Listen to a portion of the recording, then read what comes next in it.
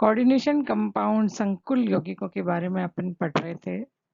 पिछली क्लास में अपन ने पढ़ा संकुल यौगिक क्या होते हैं, किस तरह से बनते हैं, इसमें क्या क्या कौन कौन से टर्म्स यूज में लेते हैं, और फिर अपन ने पढ़ा था कि यह जो बंध होता है केंद्रीय धातु परमाणु और लिगैंड के मध्य बनता है। देखिए अपन इस क्लास में पढ़ेंगे कोऑर्डिनेशन कंपाउंड का नोमेनक्लेचर। किसी भी संकुल यौगिक का जब नाम दिया हुआ हो तो उससे फॉर्मूला कैसे बनाते हैं, और यदि फॉर्मूला दिया हुआ हो तो उसका नाम किस तरह से करते हैं, इसके बारे में अपन डिस्कस करेंगे।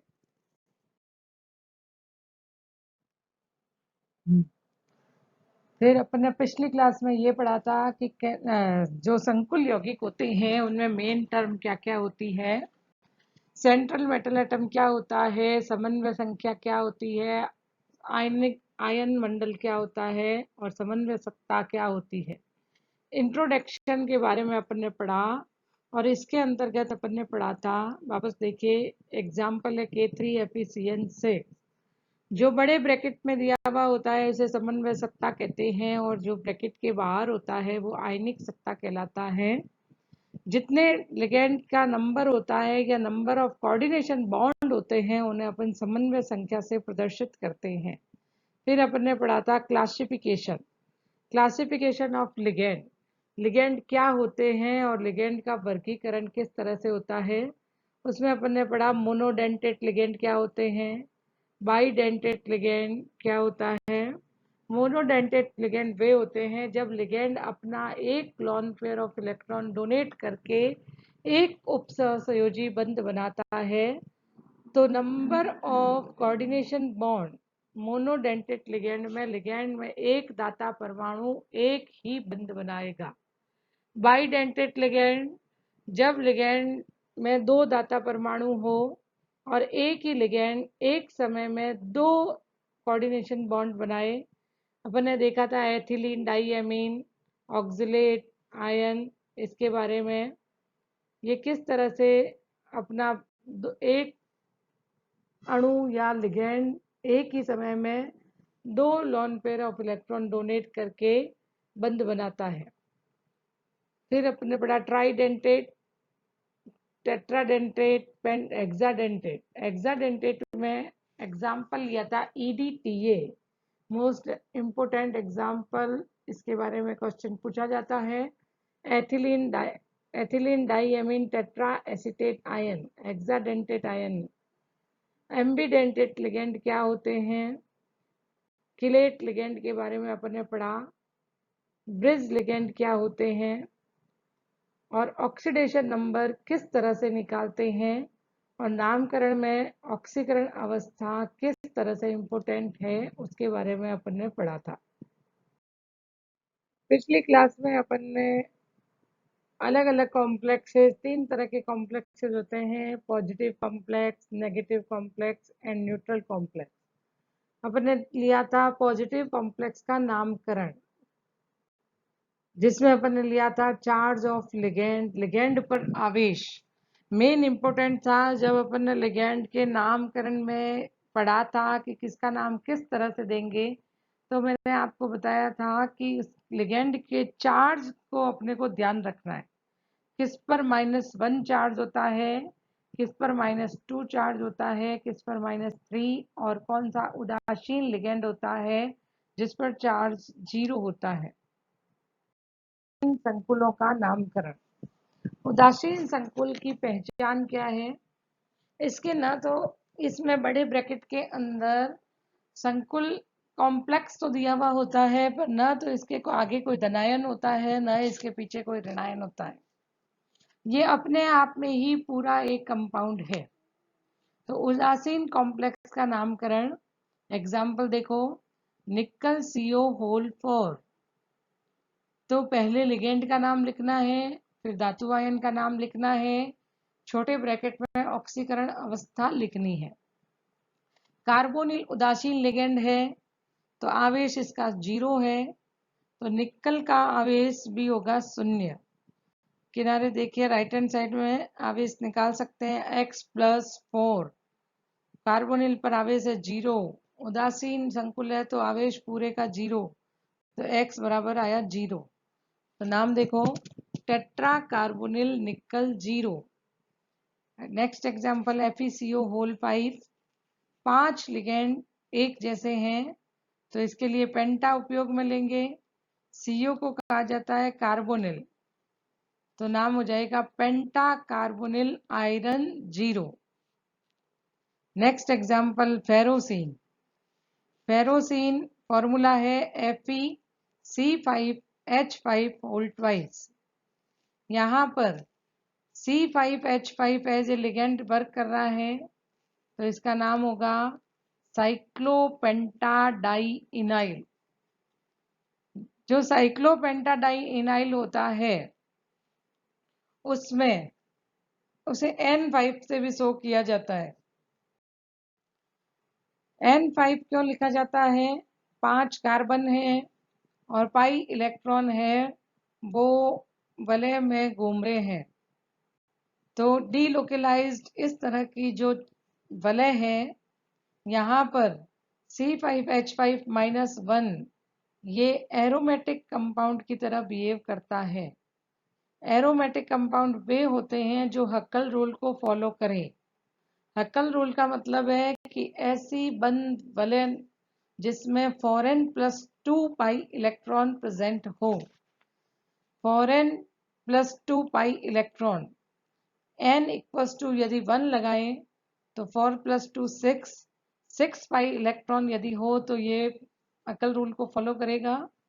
2 पाई बॉन्ड डायरेक्ट दिख रहे हैं तो 2 और 2 हो गए 4 और माइनस चार्ज लगा हुआ है, माइनस के लिए 2 इलेक्ट्रॉन काउंट किए जाते हैं तो टोटल हो गए 6 पाई इलेक्ट्रॉन।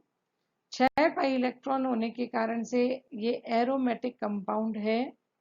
2 साइक्लोपेंटाडाइइनाइल रिंग आयरन को अपना रिंग के इलेक्ट्रॉन डोनेट करके यौगिक बनाता है। इस प्रकार के यौगिकों को सैंडविच कंपाउंड कहा जाता है। तो फेरोसिन एक तरह का सैंडविच कंपाउंड है। साइक्लोपेंटाडाइइनाइल में डाई पहले से नाम में आया हुआ है, 2 सेम लिगेंड है तो यूज लेंगे बिस। बिस साइक्लोपेंटाडाइइनाइल आयरन सेकेंड कैसे आया? दोनों रिंग है, -1 चार्ज है। चार्ज को बैलेंस करने के लिए Fe पर चार्ज आएगा +2, बिस साइक्लोपेंटाडाइइनाइल आयरन सेकेंड।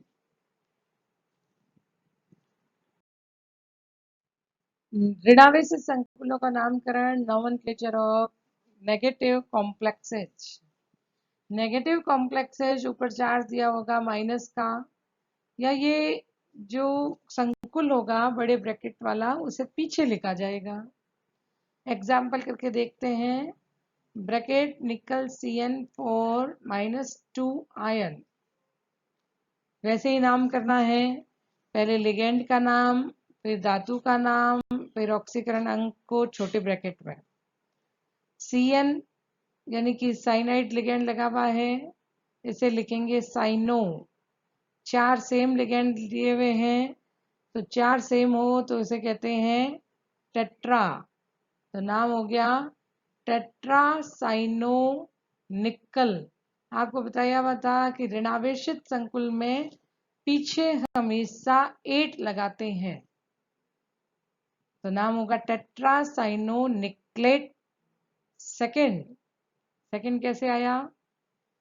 निकल के आवेश को मान लिया x+4, साइनाइड पर आवेश -1 इक्वल टू पूरे पर आवेश है -2, तो x-4 बराबर -2, x बराबर +2, तो tetra cyano nickelate second ion ये नाम हो जाएगा। अगला एग्जाम्पल Fe4Fe6 Na4 यानी कि पहले दिया हुआ धनायन है, पीछे लिखा हुआ ऋणायन है। आयनिक सत्ता में सोडियम है और समन्वय सत्ता में Fe और लिगेंड फ्लोरीन है। फ्लोरीन लिगेंड का नाम लिखा जाएगा फ्लोराइडो। तो पहले धनायन का नाम सोडियम, फिर अपन करेंगे ऋणायन का नाम। ऋणायन के नाम में पहले लीजिए लिगेंड, 6 लिगेंड एक जैसे, हेक्साफ्लोरिडो, sodium hexafluorido, ferrate second. Second कैसे आया देखिए, Na पर +1 चार्ज होता है, 4 लिगेंड 4 लगे हुए हैं तो +4। F पर -1 चार्ज होता है, 6 सेम लगे हुए हैं तो -6, +4 -6, रिजल्टेंट आएगा +2। क्या करना है, ऋणायन का नाम लिखते समय पीछे 8 लगाना है। तो वापस नाम कीजिए, sodium hexafluorido ferrate second. Next example, K3 bracket में Ag S2O3 होल ट्वाइस। सबसे पहले देखिए आयनिक सत्ता में कौन है, पोटेशियम, और समन्वय सत्ता में कौन है, Ag सिल्वर। सिल्वर, ये जो समन्वय सत्ता दी हुई है वो नेगेटिव ऋणावेशित संकुल है। ऋणावेशित संकुल में जो धातु आयन होता है उसका नाम लैटिन भाषा का लिखा जाता है और पीछे 8 लगाया जाता है। शुरू करते हैं नाम। पोटेशियम, लिगेंड का नाम आया, लिगेंड है थायोसल्फेट, तो लिगेंड का नाम हो जाएगा थायोसल्फेटो। 2 एक जैसे लिगेंड है तो डाई लग जाएगा। Ag है, रोमन में कहेंगे, पीछे 8 लगाएंगे तो हो जाएगा अर्जेंट।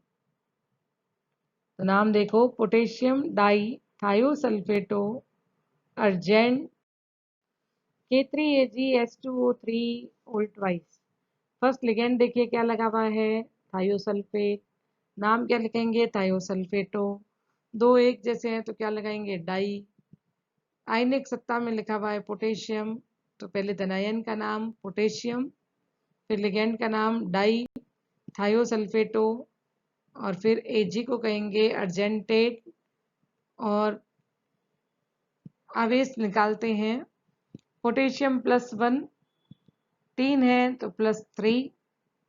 थायोसल्फेटो पर चार्ज होता है 1 पर -2, तो 2 है तो -4, तो रिजल्टेंट आया +1।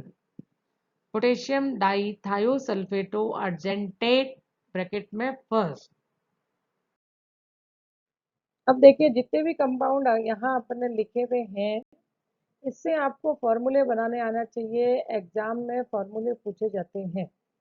तो आपका असाइनमेंट है, आपको कमेंट बॉक्स में जितने कंपाउंड दिए हुए हैं उनके फॉर्मूले बनाने हैं, उसमें लिखने हैं।